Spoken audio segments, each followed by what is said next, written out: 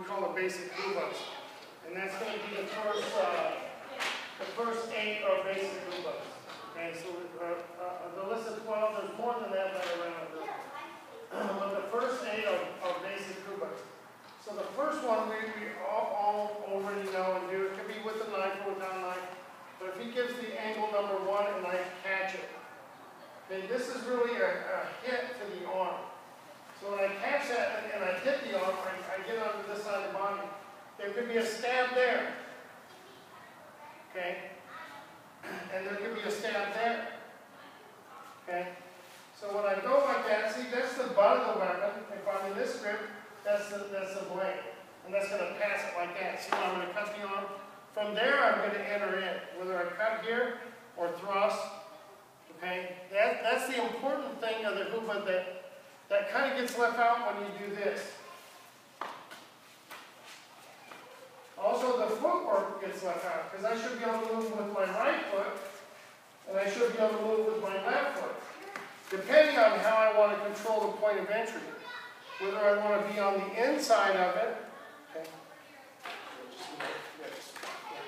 Whether I want to be on the inside of it, or whether I want to be on the outside of it, depending on which foot steps. You see that? Okay? So this is what we call the catch. Okay, that's the first hit. Okay, now usually in hubad, we just bring this over, and we bring that across, and we pop this, and then it's his turn. And I'm letting him stop that. But that's a drill, that's not application. So we want to understand, if we know how to do the drill, which is just that, okay, that we understand that that's a strike, and that can be a strike, and that's a strike, and that can be a strike, and that can be a strike. So that's really intended to finish, right? So, but if we just do the hubad, see, we want to make sure we understand that hit, and then the movement of the body, and then that hit. And that's why he has to move his foot. Because otherwise, I'm what? I'm knocking him off balance here. You see that? He should be knocking me off balance. But as he does the hubad and he knocks me off balance, I step to accommodate that. That's why later I can do my technique. Because in my part of the hubad, I'm stepping to accommodate his attempt to unbalance me. Okay, that's why we do what we call kill the drill, and we make the person lose their balance. But as you do the base of fire, that's just called the base of fire hubad. Make sure you understand that that hit is there. That hit is there. That hit is there. That hit is there, right? And that hit is there. Okay, so we're just going to do that for 1.5 minutes. Then we're going to switch it. Okay? That's the number 1 hubad. That's what we call hubad 1. So on hubad 2, is kind of his attack could be the same, whether it's an overhead this way or it could be an overhead that way. But what I'm doing, instead of inserting my hand, I'm putting my hand on the outside. So now I'm shifting my weight, and see, that's still the first hit. Because that could be the second hit. Okay, and now is when the second side of the hubad takes place. Now this is what should happen. When he goes to hit me and I go like that, and I go like that, and I go like that, or like that. I've really got him off balance. That's right. Could be one of the variables. So as I'm here and I make the first strike, that kisses the elbow. That comes out. That could stab the bicep. This, what we call, disrupts his position. Okay. So I move his base and then stab in. But if I do that, he can't do his side of the hubad very well. So what I do when I'm doing the drill is I let him pass my hand. That's what we call the outside position. So I'm shifting to the outside position here. I may move my right foot back, right, okay? Or I may move my left foot back, depending on the trajectory of his strike. But right now we're doing an overhead to keep the base clean. And remember, that's a hit. That's a hit. Then that's a hit. In reality, you want to keep that in your head. Otherwise, what you're doing is just a drill, and you're not going to get any fighting ability out of it. You're going to get the ability to flow, but you don't understand what your knife wants to do. It wants to hit here. It wants to hit here. It wants to hit here. And I have this under control. If he stabs my hip, he's really restricted in his movement. You see that? And I can put my elbow there, go to his kidney bone, and sweep his leg out, and then kick his other leg if I needed to, right? So that's the secondary Hubad. That's what we call Hubad number 2 in our curriculum, right? That's already there. We're going to skip that out because if you jab your bicep every time like that, pretty soon you're not going to train. The same thing, if he hits my elbow joint and then stabs the top of my joint, every time we do this exercise, then pretty soon you're not going to want to do it anymore. In the old days, we kind of did it like that, and we would use like just a wooden dowel, right? Because we didn't have training blades. And then you would conk each other every time. Pretty soon you start looking at each other sideways and shit, right?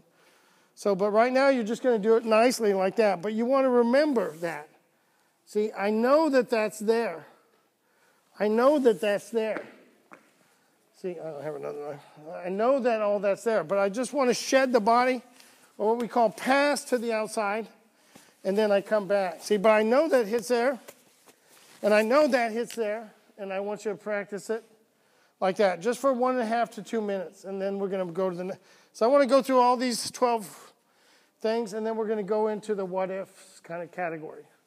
Okay, let's go. Go ahead and try. Get a partner. Number 3, okay? Number 3 is kind of, we call it Siko or elbow, but that's when the thing goes like that, see? So I really can't try to catch the hand, so you're slashing horizontally. Yeah, so I can't really do that, right? So what I do is I kind of let that go by, and I put my hand here. So now I'm tracking the elbow, and you see where my knife now hits the underside of the arm? Then I lift this body up, and I shelf his arm on my elbow here.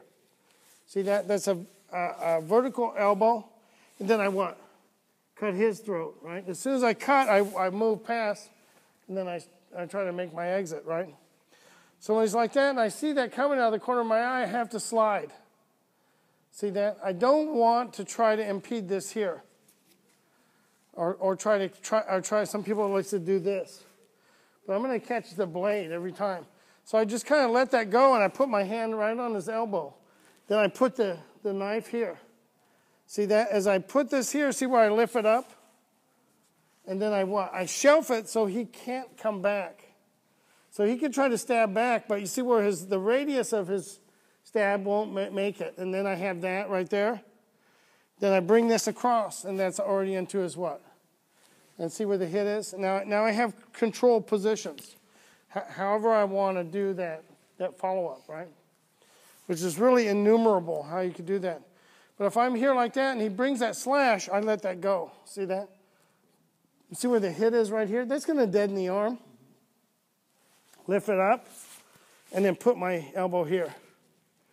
See that? Trap it down, and cut. So what I'm going to do is do it first without the knife. So just put the knife like that. Okay, so I'm going to elbow him, and he's going to stop it. Yeah. So you stop it. Just elbow me. Stop it, lift it, trap it, elbow. That's the same technique. And you see the foot slide?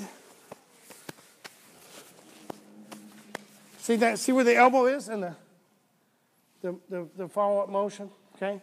So this is sometimes what we call Siko. Here's elbow. So that's a Siko and a Siko. See that? Lift. Siko. That's the elbow. See, but the knife could be there. You see where his hand still is in the same place? But sometimes it's awkward to do it first with the knife. See, and that's there like that. You see where that elbow is going vertically? And then you just have that. That's how you finish that out. Any question on that? So this one I'll give you 4 minutes to do. Because we got a lot of Hubads to get through. Okay, let's try. 4. This is another half-beat addition. And this one is really simple. So if we're here and Doc goes to hit me, that's the beat. You're going to go 1, Hubad 1. So that's the first one. See that? So that's right on the first motion. I give him 2. That's just like build on in Wing Chun, if you're doing Wing Chun. So as he goes there, see, he's got to stop that. When he stops that, what does that do? That restricts my movement. So what I do is what? Turn my weapon up, and I go to the outside, which puts me back to Hubad number 1, or to what? The secondary beat, which is here. See, and that's going to turn right into, see, that's how that flows into all those things that you see in what we call C-call, which is a combination of Kali and Silat, right? So as I go like that, that's the first beat like that.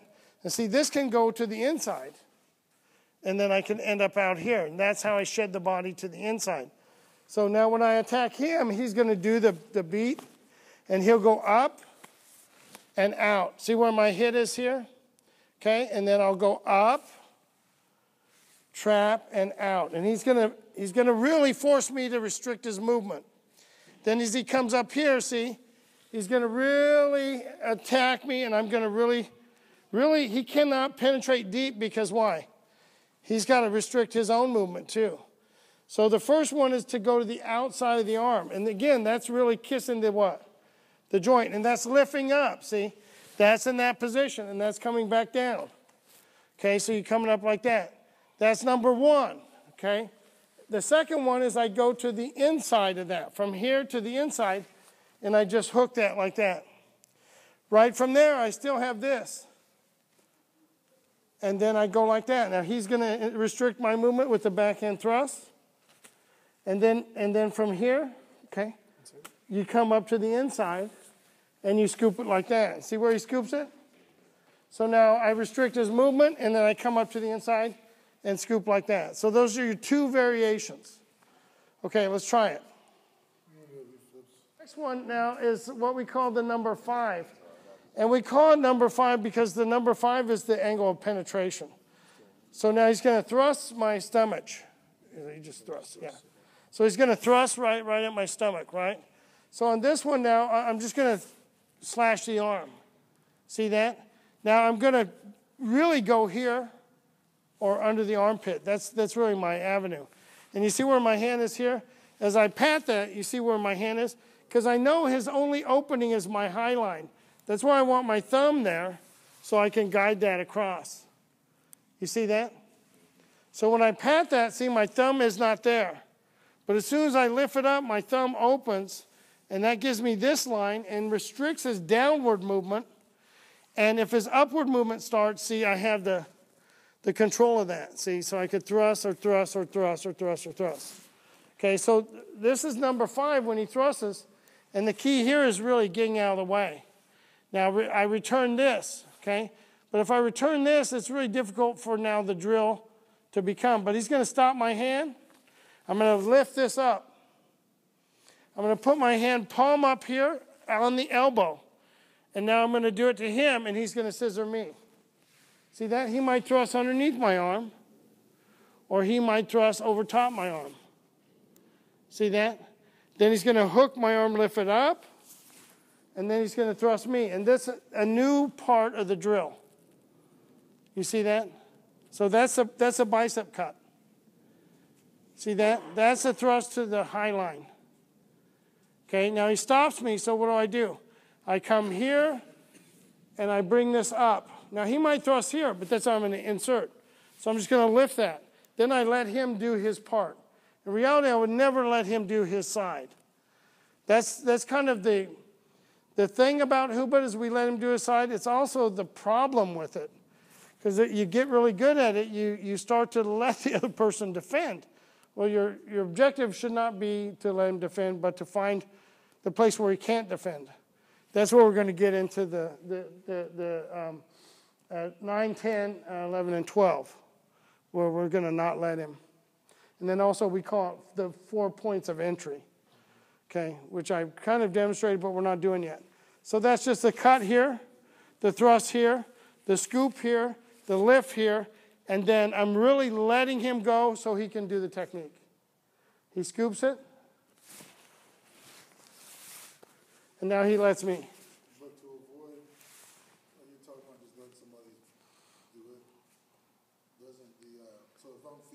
Slab has to be semi-real, right? Yeah. Because then if you get in the habit of really stabbing. Yes. So then if that guy doesn't stop it, then you're still going to stab him. Even if you're stuck in that loop, right. you still would have stabbed him if he didn't stop. Yes. So you have to make sure you're feeding your Yeah, right down that, right down the center line. And that's why I see the key to that working is that step. You see, because this won't work. Or if it does work, sometimes he'll just turn his wrist and slash my hip or slash my stomach open, right? Or my genitals. Right? So I go like that and I move right there. See where the thrust goes? Bang, he stops me. Scoop. Now he might thrust here. I have that. That's okay. Now I'm going to thrust him and I make sure. See, and he goes to the high line or the low line, lifts up, and then I do my cut like that. You see that?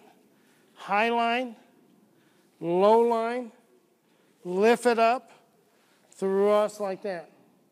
High line, low line, lift it up, and cut there. See that?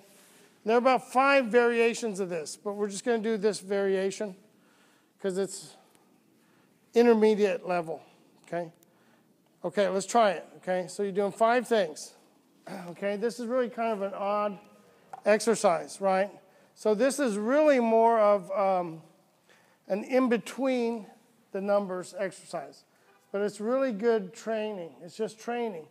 So what we're doing here now is Dr. Alfred goes reverse grip, and he's going to stab me with a backhand strike. Bang, right? And I'm going to stop it, and I'm going to stab him. Then he's going to stop it. So you see what I'm learning to do here is really just, see that? Bring it up, and see how I bring my knife tucked in close, and then I bring it out. And then he goes like that, see? See, so we're just kind of doing that. That's an offbeat exercise. See, because there's not a da-da-da, it's just pat, pat, pat, pat, pat, pat, pat.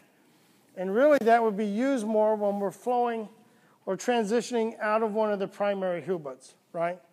So what I mean is if we're doing hubad here, see, and then I transition out to this, see, now we're here. Then I go back, see, then I go low, high. So you see what I mean? That's, right? But you need to isolate it and learn it as a compartment before you can really put it in the flow like that. But it's really important because it allows you to see the timing of that beat, which you already kind of did in number 3, but it's not illustrated the same way because of this motion. So what do? We go like that. 1, 2, 3, 4, 5, 6, 7, 8, 9, 10. Do 10 reps. Okay? And see, later on, again, this will come out in one of the basic structures. But right now, it's not there. Okay? So this is just kind of like a dry drill where you just kind of go like that. See? See? But once I really have this mode down, see, I can add in and over the head. See that? Then I can do a point of entry, what? A, and that gets to that point. I could clear it, or he could come up and stab me, not allowing me to clear it. Just do 6. You see that? But see how that goes now? And see where I go, hup, hup, hup, hup, hup. So, hup, hup, hup. You see? You see? That's kind of, like I said, that's a how you kind of put that half beat into play a little bit. Does that make sense? So right now, I don't want you to worry about anything. Just go backhand to backhand to backhand to backhand. 4, 5, 6, 7, 8, 9, 10. Then change partners, do 10. Change partners, do 10. Then we're going to move to the next one, which is also a compartmentalized one. Then we'll start to put it a little bit together. Okay, any questions? Okay, time. Go ahead and give it a go. 10 reps. Offbeat, back to back. Okay? Number 7 is ride and thrust, which is offbeat, front to front, forehand to forehand. Okay, so when he thrusts like that, we call it number 7 because it's off of angle number 7. We call it number 6 because it's off of angle number 6. We call it number 5 because it's off angle 5. We call it number 4 because it's off of angle 4. We call it number 3 because it's off of angle 3. We call it number 2 because it's off of angle 2. We call it number 1 because it's off of angle 1.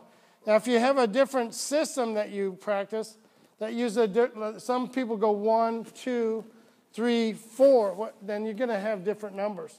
That's why everybody says, that's not the right number. Well, okay.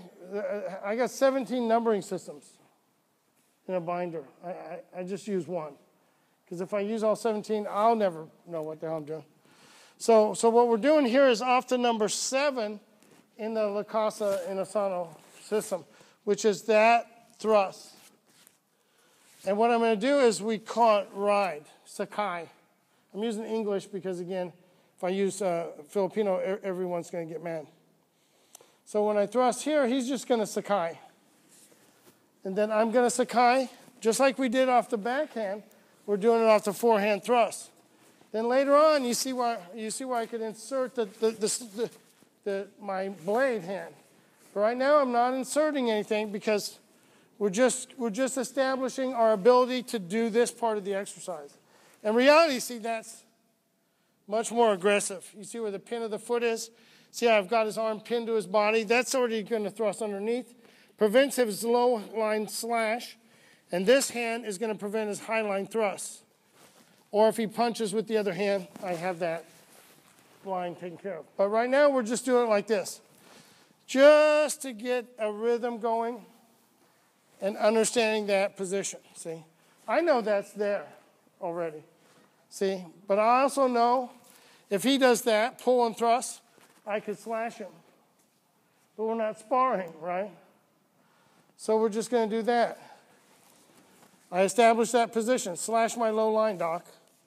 This is shelved. Also, my blade is protecting. Thrust my high line. I have the control position, see? So there'll be a lot of questions asked, but they'll all be answered later on, see? So I just thrust the number 7, angle in thrust, or it could be a thrust directly at the chest. See that? And so in Wing Chun, we call that a jop sao. In Kali, they call it sakai. See, thrust, thrust. That's usually how that comes into play, but never out of a 1-for-1. Right now, we're just doing it 1-for-1. Because we're not fighting, we're only learning. See that? 1-for-1. Okay, let's do that one just for 2 minutes. So we're going to start this here. Now the point is the thrust. So once I've got beyond the thrust, then I have to deal with the backhand and then the number 8. That's the number 8. So that's where the thing is here. So now I capture the hand, and then I shed the body down. I hit the hand bone, and then I bring it out. And now I'm just going to repeat that to him. He's going to deflect that, hit me with the punyo, and hit the number 8. Okay, and then we'll just kind of repeat this back and forth to each other. So I'm holding that hand. I'm thrusting here, coming back up. Okay, and this is just kind of a base exercise.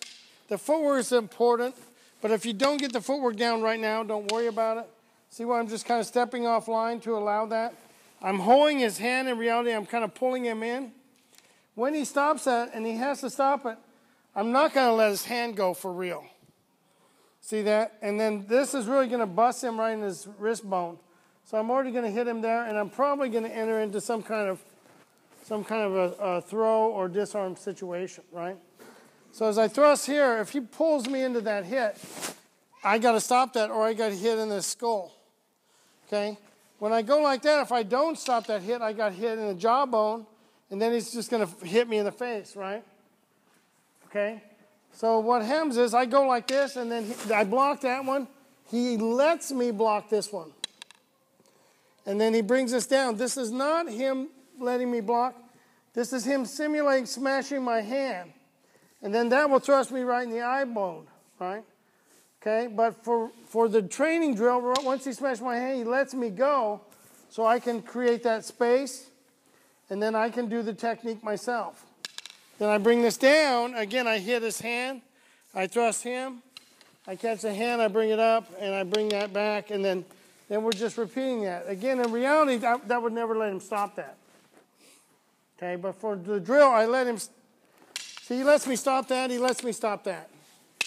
See that? And then I let him stop that. In reality, I'm not going to let him stop it.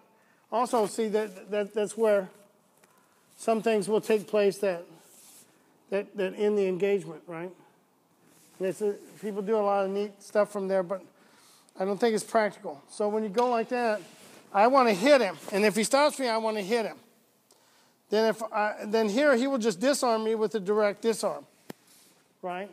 But we're not disarming yet. We're just going to do the drill. And so remember, this is part of, pull down. This is part of something that we're going to do together later on. We call it stage 2 and stage 3 Hubad. Okay, any question on this one? So this is pretty simple if you've done Filipino martial arts before, and if it should be in everybody's curriculum. But if it's not, just work on it the best you can, and then we'll help you. Different things, but it really we're using secondary motions now. So we can do this either with weapons, without weapons, with a knife, without a knife. First, we're going to do it without a weapon, and then we're going to do it with a knife. Then we'll do it with a stick or sword, right? But let's just say that from here now, that he's giving me an angle in punch, and I catch that and I hit his arm. So I got to the base part of Hubad.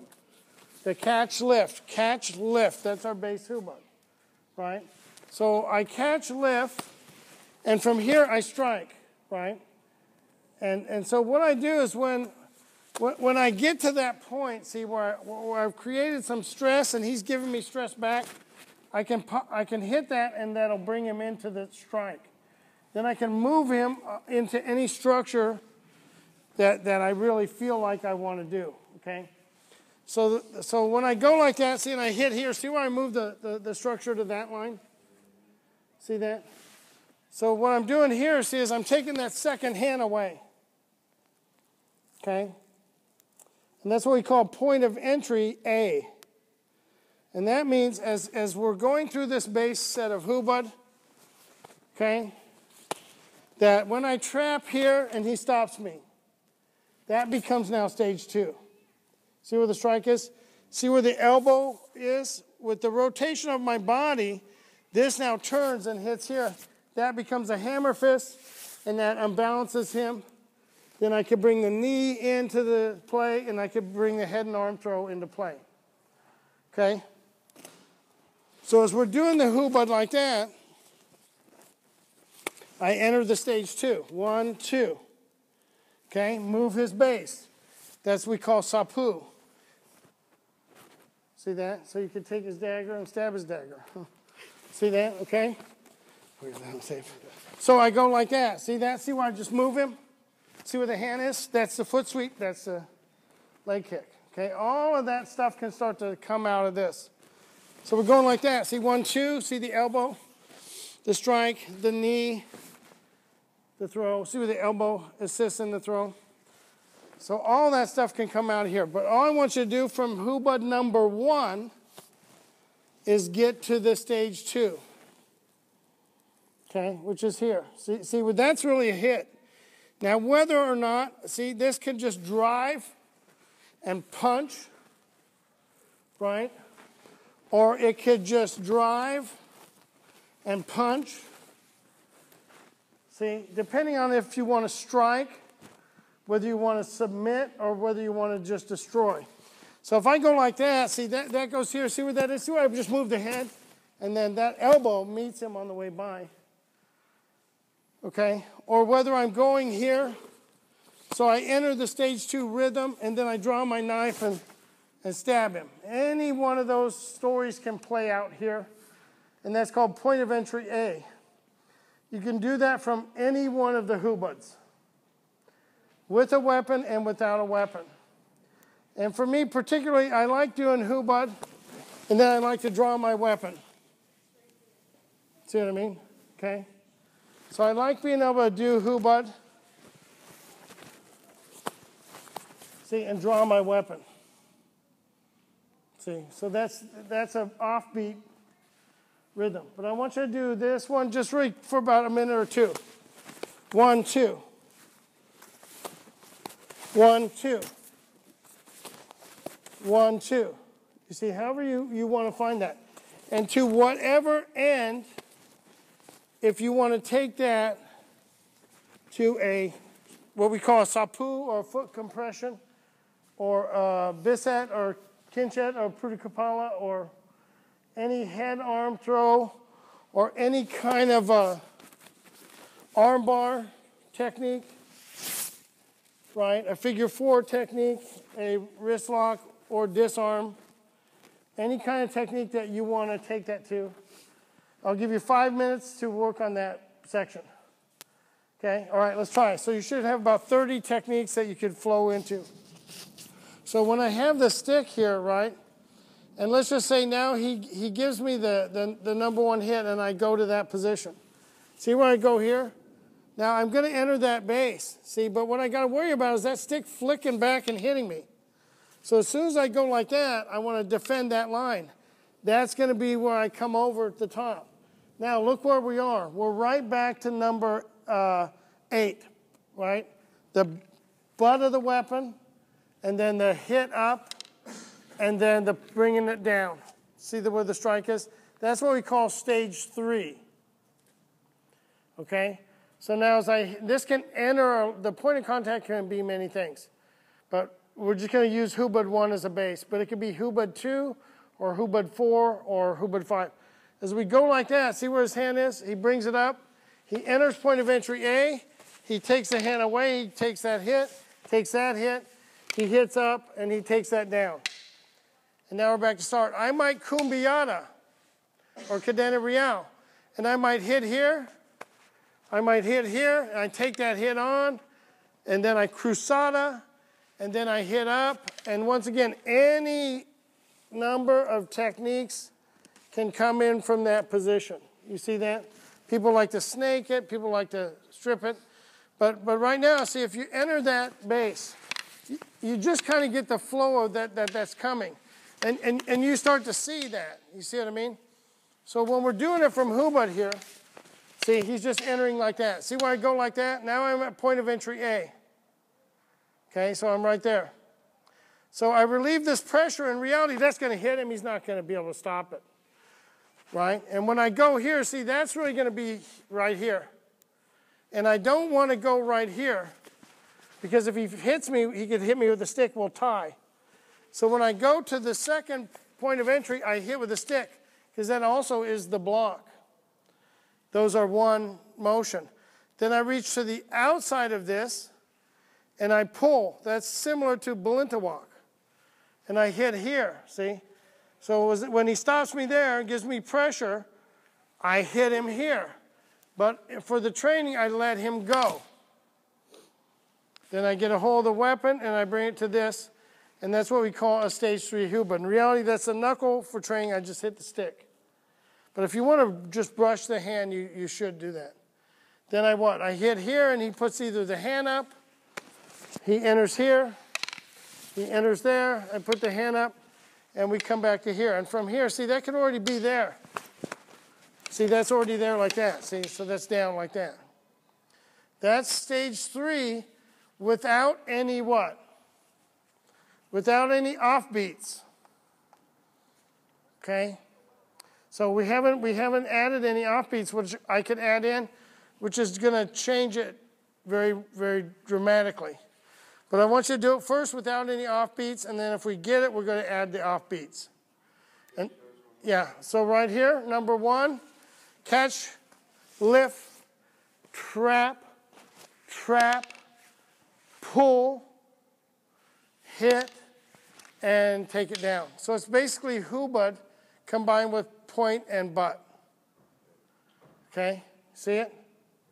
So right here, 1, I strike the number 1. He comes up, he traps me down, I impede it. He traps me down, I impede it.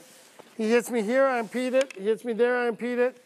He hits me there, and then he would hit me back. That's all one cycle. It's right there. And so later on, see, I enter it like that.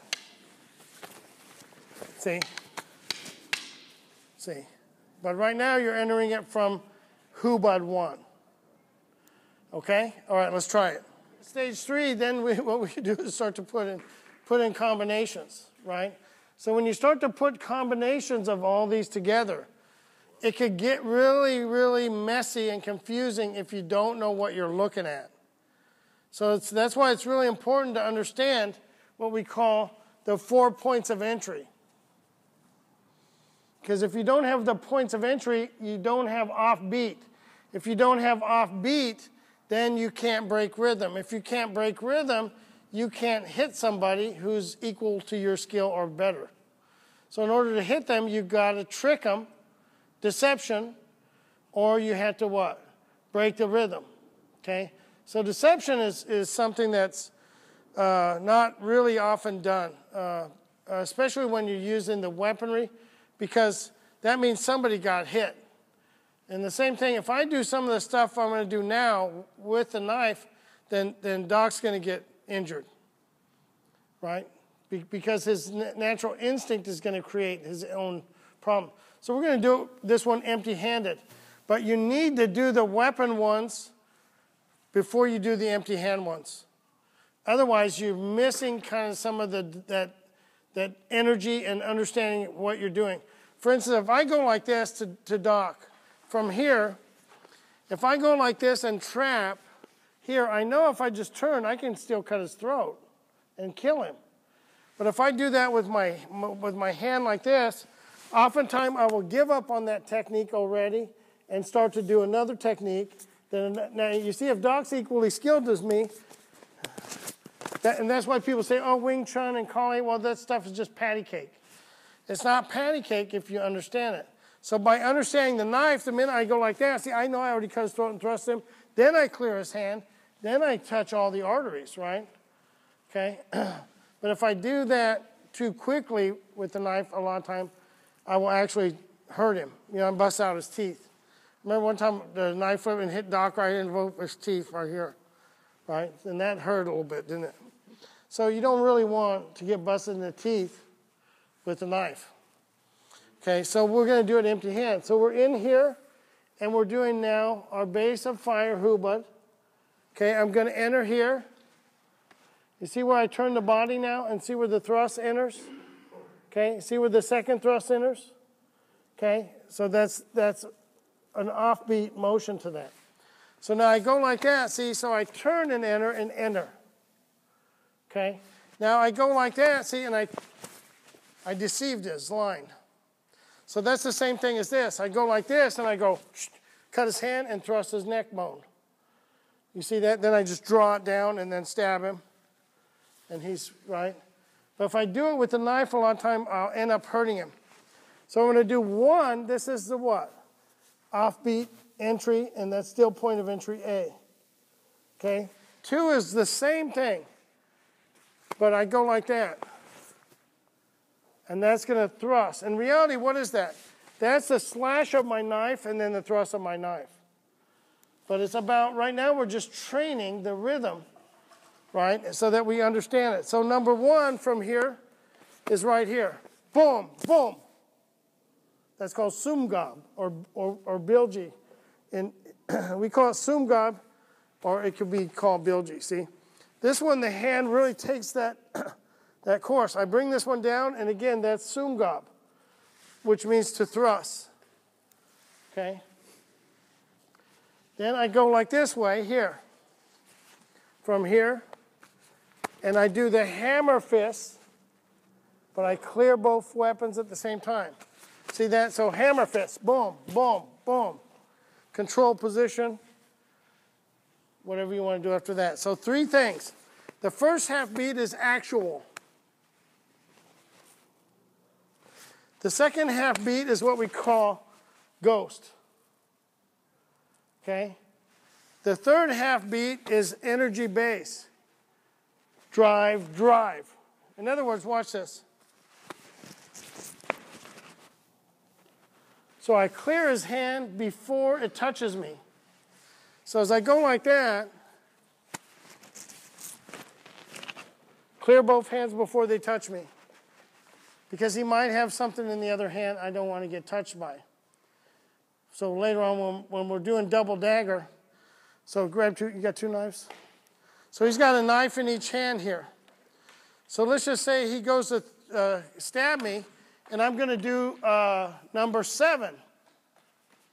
And then I'm going to come over top and do number 6. He's going to answer with his blade because he doesn't want me to win. He wants to kill me. Now he's going to just cut me down, and he's going to come over and stab me because he just, that's probably a pretty bad cut when I forcefully met his blade with my own energy. So when I go like that, see, I go like that. So I take out both hands. So when I go like that, see, and I go like that, and he brings that one up, now I'm back to Hubad 1, which is why you need to do Hubad. Even though in a fight sequence, you're not going to necessarily do the whole thing. So I just kind of put together two different bases, number 7 and number 6, and then I did a stage 2. You see what I mean? Because he's got two knives. I can't go like this. See, that's not going to be in my favor.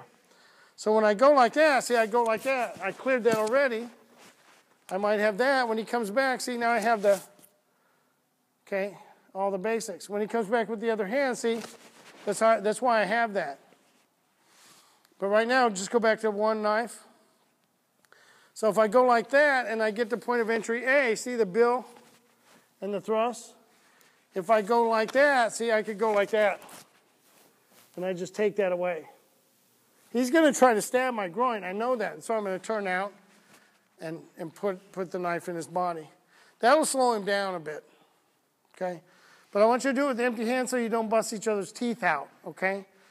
So when you go like that, see, this is Hubad 1. When I get to point of entry A, that's actual. When I get a point to entry A, that's deception. When I get to point of entry A, I what? Hammer fist. You see that? Can we try those 3 basics? Okay, let's try it. Okay, so what we're doing now, we call forcing the pace. And so we're going to use daggers, right, so that we don't smash each other's face in. But let's just say that we're in the base of fire Hubad. At this moment here, when he pins me arm, I'm going to put my hand there instead of this hand. So when he goes here and pins my arm, that dagger's going there. Then I'm going to take this hand away, and I'm going to slash the line. Let's just say he defends it by bending his arm. And I'm out here. Now when he comes back with that, see, I'm going to enter. That's number 7. I used number 7. Okay? So the same thing now, if we're doing base of fire Hubad, I go here, I exit this line, and he thrusts us. See, I use number 7 line again, the ride again. But we call that atacado serrata. So we call it elbow roll, basically. So the same thing's happening here, see? And as he touches me here, see where I go here? I move to this line. So I could go right back to base of fire Hubad. But that wouldn't be changing anything, right? So when I go like that, and I make that, and I make this correction, see where that one goes right down his face. And I follow that line all the way, and I cut his arm on the way out, then I stab the body. Right? Okay? But for the drill, what I do is I do the same thing, put the hand there, come here, I cut here, and then I let him go back to Hubad. So we're back in Hubad, right? So from the Hubad, as he traps, I touch. I lift and pull if his thumb is out. If his thumb is up, I just pull. If he's controlling my elbow, I have to what? Go over top. But it doesn't matter, so you're just going to kind of learn to feel that. See where that is? I go right here. When he turns, see where that goes? Right down, and then I cut the arm on bottom, and then I go back to Hubad. Okay, you see that? So that's number 1. Number 2, I'll go like this, and I'll touch the hand, I'll come here, and then I'm going to cut the hand and go to the neck and come out. That's number 2. See that? So I go here, here, cut the hand, cut the neck, come out. In reality, I'm not letting him do that. But I let him go back to Hubad. So 1 is, see, I just flip my dagger. That gives me the advantage on the inside. He may retract that, which will lead to that thrust, that slash, and that slash, which precludes needing that. But you just assume he defended that slash. So as I go like that, I flip my dagger. See, I move to this line, slide my foot, which gives me the time to sakai that. And then we go back to Hubad. Or I flip the dagger, establish the line, cut, that's scissors. Okay? But the scissor is going to ricochet. See that? So as I go like that now, here, and then we're back to Hubad. See, so now we're starting to add in the broken rhythm here. 1, 2, 3, 4, and then I go back. Touch the hand, come out, 1, 2, 3, 4, and go back. See that? Touch the hand, come back, 1, 2, 3, 4 cuts. See that? Okay, and come out. And just go right back to the flow like that. Then the same thing, right? So that's number 2. So then I go here, I flip this, exit on this line, insert the hand, thrust the body, roll the elbow, slash the arm, bring it out, and now I come right back to that. See that? So there's 3 basics there. One is the sakai. 2 is the what? Scissor. And that's all off of what we call point of entry C. Okay? And then we go like that. And 3, see? Okay? Here to here. That's here. That's the impression. And then that's here. So that's 3 basics. You see that? Okay, we'll do those 3 basics first. Okay? Something, you know, and again, this is just kind of from one structure. This can come from many structures. But you know, you've got to get the idea of how to make the base level material functional. So when we go like this, we can put any combination and then add this influence. So the combination doesn't have to be off of Hubad 1. It does not have to be off Hubad 1 at all. So you got to understand that the tendency of the human being. So if we're, let's just say we're in this grip. Now let's say Doc stabs me and I use number 7. I come back with a number 6. I touch his hand. He comes back with a number 1. I make a scoop. Then I come back with an overhead. He makes a pass. That's a number 2. You see what I mean? Now he comes in with a number 1 back or a straight overhead. I give him the number 4 energy. You see that? If I don't like where his hand is, see where I pass it down to his own bicep. Now you're going to say he's going to trap, but as soon as I move, you see where my hand moves to? So he's got pressure here. He has to deal with this pressure. He cannot let this hand go to give me this hand. So that's why I turn the body and I get that cut free, right? But it started from a complex set of entry tools, which you really need to develop, see? Because I go like that, see? 1, I'm just taking that from the outside. But instead of coming back 1, I come back with a 6, which forces us into this backhand position. See, when I come here, I'm going to take all of his fingers off. When he comes back with the knife, see, I can impede. That's the scissor. Take the knife and stab. Now you're getting into technique from the forcing the pace, right? So when you combine those elements, it is impossible for a human being to predict your movement. It is impossible for them, in many cases, to even protect themselves without a disengagement. In other words, the only thing they can really do is just jump back, unless they could flip over you. Then they could do that, right? But what I'm doing is forcing or creating my own opportunities and taking away all of his. So I'm cheating, basically. It's like playing Monopoly, right? You play Monopoly, but you're only the one that gets a roll. And everybody else is sitting there going, I'm not winning. you're not going to win. You're going to run out of money. And then I'll punch you if you say something, right? That's why it's always better to be the guy who didn't drink too much. You know? You can always punch everybody after they say something. But if I take that in over here, see that? I give back to number 6. He's forced to put the hand there. I just open up the line. Now he's going to bring this up and over, right? I already control that line. There's nothing he can do about it. Push my hand away. Okay? I have the what? You see what I mean? Because everything he's doing is in response to keeping my blade from penetrating. That's pretty much all he's doing at that point. It's just, right?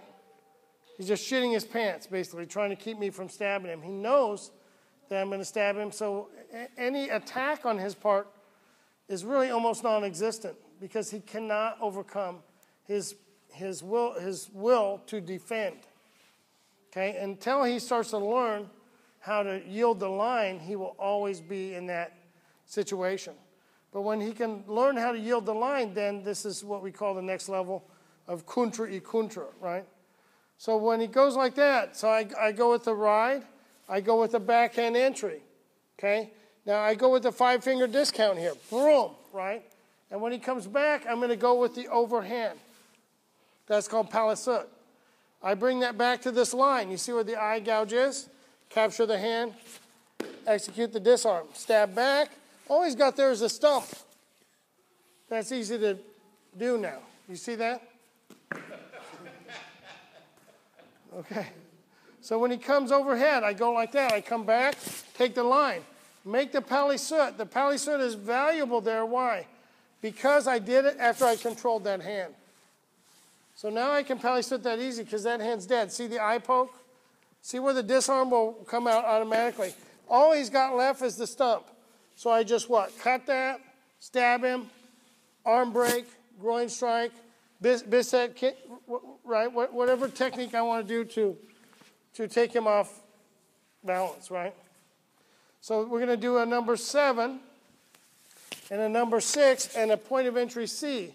We're going to do a palisut and an eye gouge, a disarm, a backhand insert, and a thrust over the top and stop at that position there. But you can always what? Okay, any question on that one? You'll start to see that really it's impossible in most cases, to stop some of this stuff. So people say, well, we do live blade training, then if no one's dead, then you're pretty shitty at it, right? So if we have this training, when I make that motion here, when I go like that, that knife's already cut. That's already cut. See that? That hand's going to retract. Now he's got no choice but to use that hand. And there's pressure on him, see? When he comes back with that, see? If there's anything left of that, see? So you'll find out if I just go and do a hubad, that pretty soon I'm going to find out that, you see, there's all kind of little things that can start to spark out. You see what I did? I just changed the rhythm to the inside of the hand. But then I went to the outside of the hand. And then when I went down and I thrust him, he stopped me, so he just disarmed himself. I cut the knuckle, I thrust under the armpit, I cut his groin, I cut his neck, and there's nothing. But I cannot really learn to do that if I don't have the ability to change rhythm. You see what I'm doing here? So that's here. I know that's coming, see? I know his hand has to defend that line, see? Because I'm controlling this, and he really can't use this one that much because why? He has to deal with this. And the minute I do that, I let that go. See, I'm going to what? Take that under control. I moved over here. So you see that a lot in different systems, but it kind of takes a while of getting this down and getting this down and getting that, and you get this all kind of down, and this is just a portion of them. There are more, but then you got to understand the 4 points of entry and start to execute the 4 points of entry. We use point of entry A and point of entry C and point of entry D today, 3 of the 4. The point of entry C is when you use the opposite arm. The point of entry D is when I went here See, and I used that when he came back, I entered here. That's point of entry D. Yeah, it could be scissor. See, and it could be elbow roll. And it could be from here, it's from here. Entering from here. Could be Sakai. Or it could be a split entry. You see what I mean? But it's anything that enters after point of entry C. But I can also be here. See, when I go like that, that's like a C minus. And you see where the thrust is? So anytime I'm interrupting the energy. See, so that hand's going to go away. I'm going to stab here. When he comes back, that's when I'm going to cut him. Because he either has the knife on his body or he's being pressured by it. One or the other. If he stop me, then he can't thrust me. See, because I have the feeling in this hand. See that? As soon as he does that, see where I take the line? Now he's apt to turn back, see? So I'm controlling the pace. I'm forcing the pace on him, and it's really nearly impossible for him to recover unless he disengages. Or he understands the very dynamic motion, okay? He has to be very fluid in order to understand that, okay? Any questions on this material, guys? So we will have a video on it if you want one. Otherwise, I'll talk to you later.